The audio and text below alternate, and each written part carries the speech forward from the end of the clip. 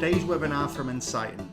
My name is John Wallace, and today we're going to explore 5 common website attacks and what you can do to prevent them.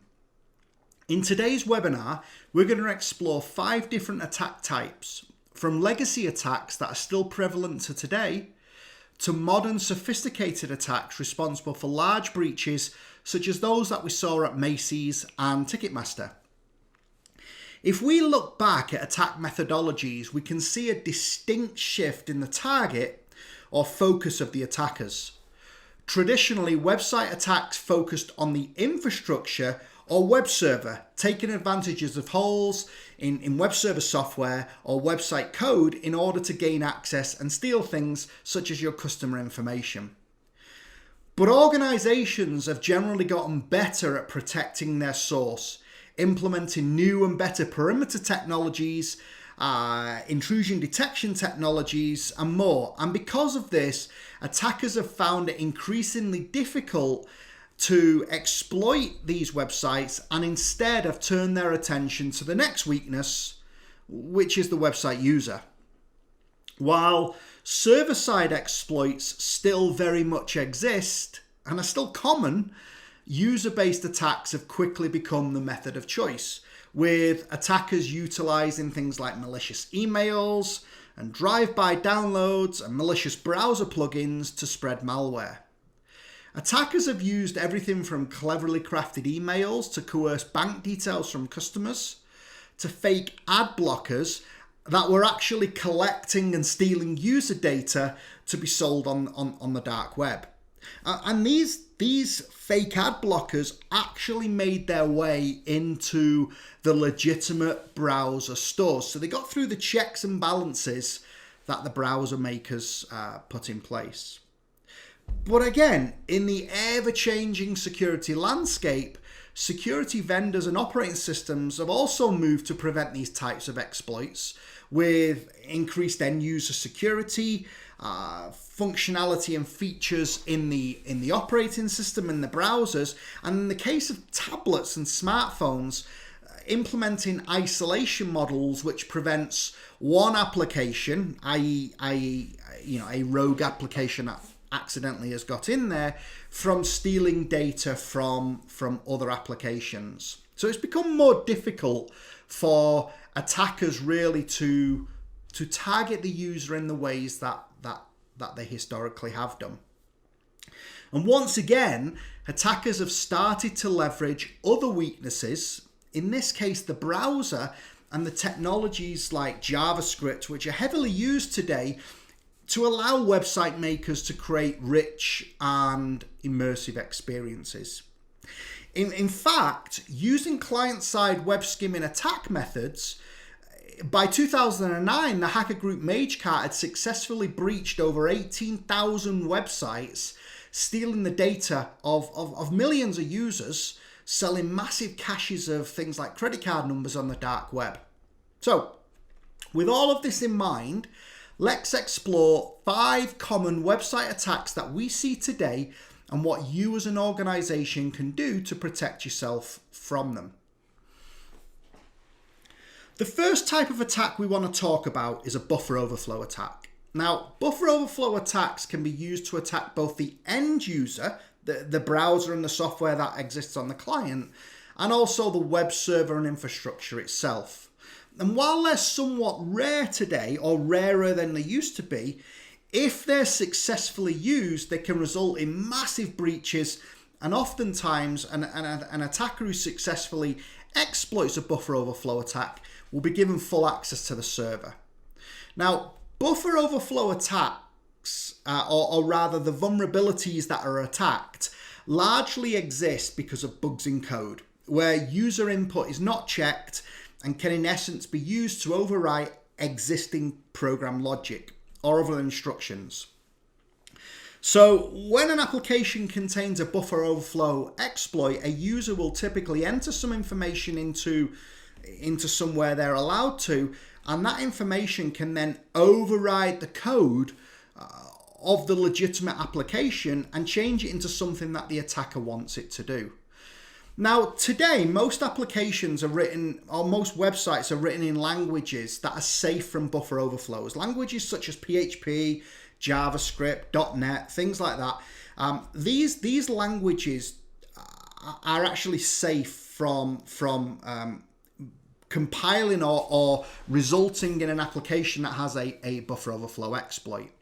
However, these applications can also use additional libraries and functionality that might not be safe. So a website developer, whilst they're writing in PHP, could easily make use of a C-based library, for example, that could quite easily have a buffer overflow exploit within it. And if attackers manage to discover this, or attackers manage to exploit this, well, then they can still use these attacks to leverage holes or to gain holes within a website. And in fact, when you actually run a website, if you monitor the traffic, if you inspect the logs of your traffic, you will see activity where large strings are sent to your website in order to exploit known buffer overflows that are out there. Now, in most cases, these have been patched and updated. There's fixes for them, but nonetheless, attackers are still actively trying to exploit big buffer overflows or buffer overflow exploits that may be present in the wild. And the big challenge with buffer overflow exploits within website code and even server infrastructure is that when they're discovered, they can often take a time period to fix. And if they're being actively attacked, as in the hackers have knowledge of the holes, then this can be a significant issue. In terms of preventing buffer overflow attacks, the most crucial thing an organization can do is patch. Vendors will typically, when they discover a hole or an exploit within their code, they'll typically issue a patch or a fix, and then vendors should be applying this update to protect themselves. So, as a vendor who runs a website, you should actively be monitoring the lists, the email lists of the various vendors that you use, not just for the first party code, not just for your programming languages, but any library that you make use of. Another thing is web application firewalls are often successful in preventing at least known buffer overflow attacks, as these solutions can look for certain traffic patterns and block them if they look suspicious, or they're trying to exploit something that these security platforms know about. Okay, so the next type of attack we want to talk about is cross-site scripting. Cross-site scripting attacks are very common client-side attacks which take advantage of code which doesn't correctly sanitize user input. So if you consider a comment section on a website, for example, when the user enters their comment, that text typically gets saved within this web server's database, and then that's normally displayed for every other user viewing the same article. So if I enter a comment into a forum or on a news article, that'll get saved, and when everybody else comes along with their browsers to view that news article, my comment is also rendered within their browser as well.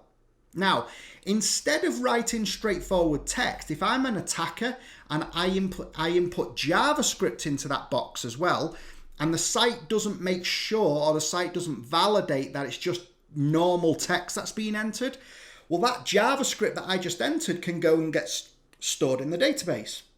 And when another user comes along and views that article, my comment is there, but instead of being text, it's actually JavaScript, and their browser processes it then as JavaScript. And I could do anything from popping up a message box, but I could also steal their cookies. I could steal their things like session tokens that allows me then to log on as them. I could monitor keystrokes. I could even implement things like crypto mining technology, which would actually have their browser go and mine Bitcoin for me. Again, this happens purely because what I inputted into the website wasn't checked before it was stored in the database or delivered to the user. Cross-site scripting attacks can be especially effective at data theft and data exfiltration. The main way an organization can prevent cross-site scripting attacks is to employ strong coding practices and QA, which is to actively check all aspects of user input and ensure that validation is being performed. The challenge with this, however, is that as with any technology, things get missed. Things get missed in the development cycle, bugs get introduced, and when this happens, organizations need to have a security technology in place in order to prevent these from being exploited. Web application firewalls are often effective at preventing cross-site scripting attacks, as they can inspect traffic patterns, looking for things like JavaScript being included in requests or posts. And when it sees these types of requests, it can prevent them. And there are a ton of open source WAFs that you can put on a web server, be it an Apache web server, an Nginx web server, that will actually prevent you that will actually protect your website from cross-site scripting attacks. And these should be used. Web skimming protection, that is client-side JavaScript protection, will also prevent JavaScript from being used to send data to unknown sources. So in the event that a cross-site scripting attack or exploit exists within your website, it can't be used to steal that user information. If someone attempts to take that user information and send it to a server that they own, and that server is not on your defined lists of places where data can go to, it can then be prevented. So the effects of a cross-site scripting exploit can be eliminated. The next type of attack we want to talk about are SQL injection attacks. Another code manipulation type of attacks as well. There's PHP injection as another example. As with cross-site scripting, these attacks happen as a result of not accurately validating user input. And while cross-site scripting attacks happen at the browser of a website, SQL injection attacks generally target the web server and the back-end infrastructure. In a SQL injection attack, the attacker will input SQL code into a user input section of the website, which will then be processed as code by the web server. So consider, for example, a website that sells shirts. Generally, a user will be able to come to the website and use a search function to search for, say, blue shirts. And when the user enters blue shirts into the website code then creates a query which it then sends to the database. And that database contains the search term blue shirts, what the user entered in. The database then processes that query, returns the results, which are then returned to the user. Well, if an attacker is able to enter SQL code into the box, so instead of entering blue shirts, instead they enter return all passwords or return all usernames, obviously in SQL code, and the website in itself just sends that without validating it, just sends that to the database server. The database server will process that code and return the results. So the user, instead of then getting a list of blue shirts, will get a list of all of the usernames and passwords that exist within the application. Again, all because the input wasn't validated before it was sent to the database server. Now, like cross-site scripting, the first layer of protection for preventing SQL injection attacks is to utilize good coding practices. Most languages and libraries contain functions for accessing databases that are designed to prevent SQL injection attacks. Where database access is required, developers should be using these safe functions. Again, WAFs and open source components can be added to web servers such as Apache and Nginx to look for SQL in code within requests and prevent them where found as well. The fourth type of attack we want to look at within this webinar is client-side data exfiltration through JavaScript injection, also known as web skimming attacks. This attack is a relatively new type of attack, but especially effective at effective at data theft, and has been used by groups like MageCart to steal millions of credit card numbers. Web skimming attacks take advantage of the fact that websites are made up of both first-party content, but third-party content as well. And websites will leverage hundreds of thousands of JavaScript libraries which provide functionality for everything from animation to AI-assisted chatbots. What will happen is attackers will inject disguised malicious code into one of the libraries, which then has full access to anything that the user inputs into the website. If you think about the way your website works, all of the code that you utilize, so all of the code that you create, plus all of the tags that you load from third-party CDNs and third-party repositories, when that goes down to the browser, that's where it's all rendered and processed. And all of that code, regardless of whether it's your code or third-party code, has access to anything that the user does or interacts with when it comes to the website. So the malicious code, for example, that was injected into one of these third parties will sit and wait until the user inputs a credit card number into a checkout form, and then it'll send that number to a server owned by the attackers to later be sold. Because the attackers are able to inject the malware into third-party libraries, it's often a significant period of time before organizations realize that their customer data is being stolen. And in fact, for most organizations, it's when a credit card company contacts them to say there has been a suspicious pattern of credit cards being stolen, credit card numbers being stolen, and all of those users had historically visited their website. Code vetting is really the only way to prevent client-side JavaScript attacks. However, inspecting not only just your code, but the thousands or hundreds of thousands of lines of third-party code too is a mammoth task, and it's not always possible. And because of this, most vendors simply blindly trust their third parties. Client-side JavaScript protection is really the only way to prevent data theft through these types of attacks, utilizing a security technology which can effectively whitelist where data can be sent. What this will do is, in essence, is that if a malicious function or if a piece of JavaScript attempts to steal or copy a credit card number and then send it away, the protection would prevent that from happening and kill that request or kill that data being sent away from the website. The last type of attack we want to talk about is adware injection. And like the previous JavaScript injection attack, adware utilizes similar methods to inject ads into your website, exploiting third-party libraries as an example, or even malicious web browser plugins.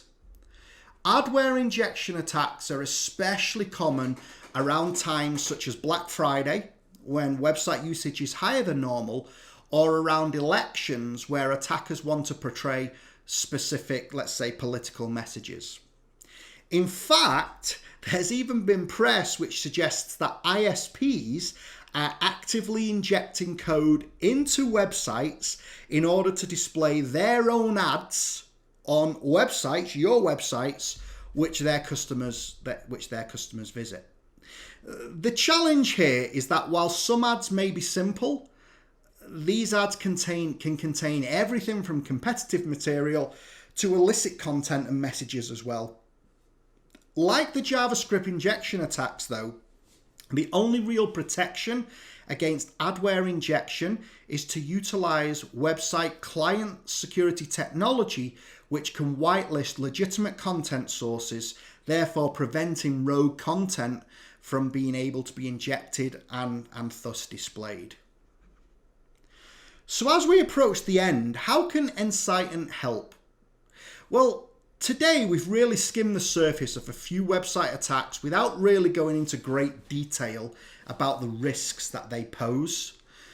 Ensighten provides a comprehensive website client-side security offering which allows you to protect your website against JavaScript injection, web skimming attacks, malicious ad injection, and areas such as cross-site scripting.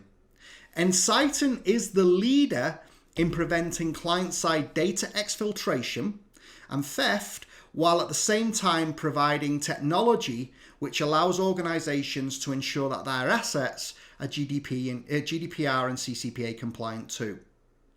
So with that, I'd like to thank you for your time. I hope this has been informative, and be sure to follow us for more webinars, and if there are obviously any questions, please do reach out.